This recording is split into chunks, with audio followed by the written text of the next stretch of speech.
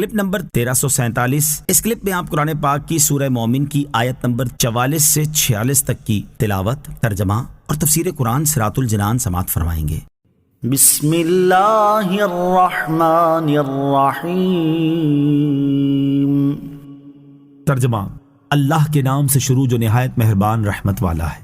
فَسَتَذْكُرُونَ مَا أَقُولُ لَكُمْ وَأُفَوِّضُ أَمْرِي إِلَى اللَّهِ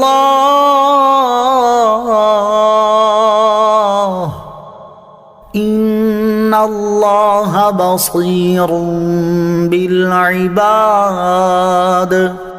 ترجمہ، تو جلد ہی تم وہ یاد کرو گے جو میں تم سے کہہ رہا ہوں، اور میں اپنے کام اللہ کو سونپتا ہوں، بے شک اللہ بندوں کو دیکھتا ہے۔ فَسَتَذْكُرُونَ مَا أَقُولُ لَكُمْ، تو جلد ہی تم وہ یاد کرو گے جو میں تم سے کہہ رہا ہوں۔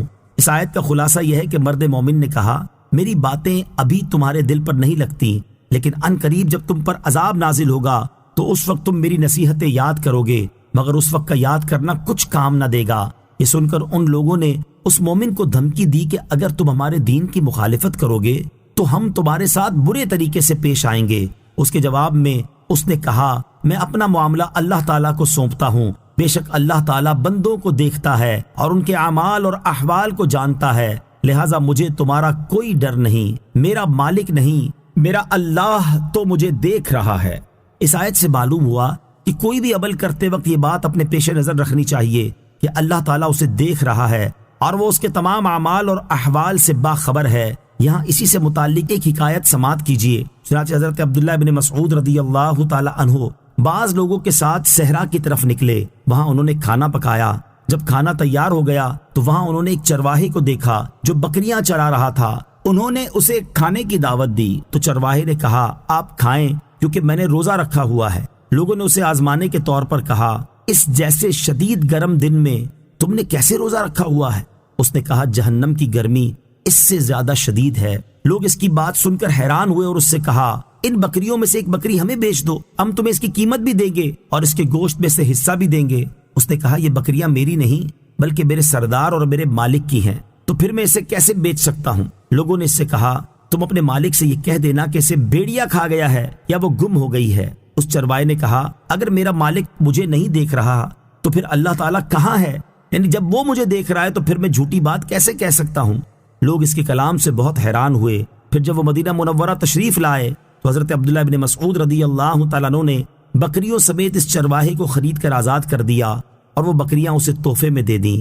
اللہ تعالیٰ ہمیں اپنا حقیقی خوف نصیب فرمائے اور ہر حال میں اپنی نافرمانی سے بچنے کی توفیق عطا فرمائے، آمین۔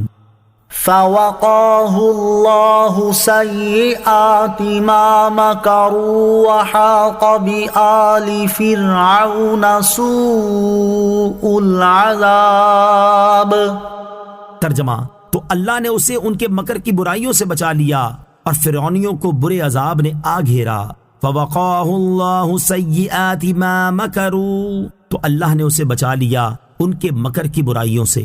اس سے پہلی آیت میں بیان ہوا کہ مرد مومن نے فرعونیوں کی دھمکی کی پرواہ نہ کی اور اپنا معاملہ اللہ تعالیٰ کے سپرد کر دیا، اور یہاں بیان کیا جا رہا ہے کہ جب فرعون اور اس کے درباریوں نے مرد مومن کو سزا دینے کا ارادہ کیا تو اللہ تعالیٰ نے اسے ان کے شر سے بچا لیا، جبکہ فرعون کی قوم اور فرعون کا انجام یہ ہوا کہ انہیں برے عذاب نے گھیر لیا۔ دنیا میں وہ فرعون کے ساتھ دریا میں غرق ہو گئے اور قیامت کے دن جہنم میں جائیں گے۔ اس سے معلوم ہوا کہ جو شخص اپنا معاملہ اللہ تعالیٰ کے سپرد کر دیتا ہے اور اس پر بھروسہ کرتا ہے تو اللہ تعالیٰ اسے کفایت فرماتا اور دشمنوں کے مکر و فریب سے بچا لیتا ہے۔ النار يعرضون عليها غدوا وعشيا ويوم تقوم الساعة أدخلوا آل فرعون أشد العذاب۔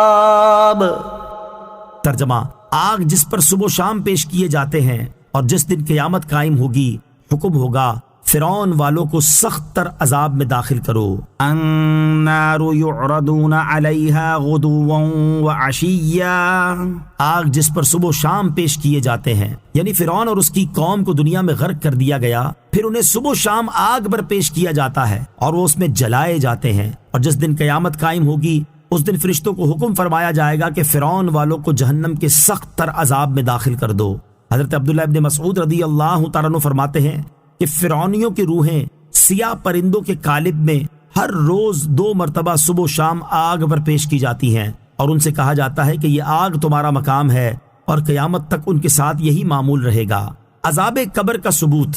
اس آیت سے عذاب قبر کے ثبوت پر استدلال کیا جاتا ہے، کیونکہ یہاں پہلے صبح و شام فرعونیوں کو آگ پر پیش کیے جانے کا ذکر ہوا، اور اس کے بعد قیامت کے دن سخت تر عذاب میں داخل کیے جانے کا بیان ہوا۔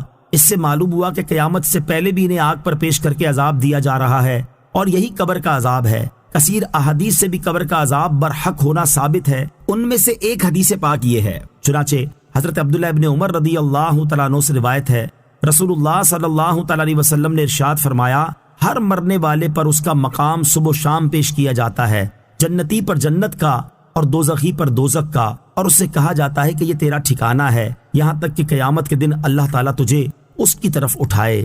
اللہ تعالیٰ ہمیں اپنے حبیب علیہ الصلوۃ والسلام کے صدقے قبر کے عذاب سے محفوظ فرمائے۔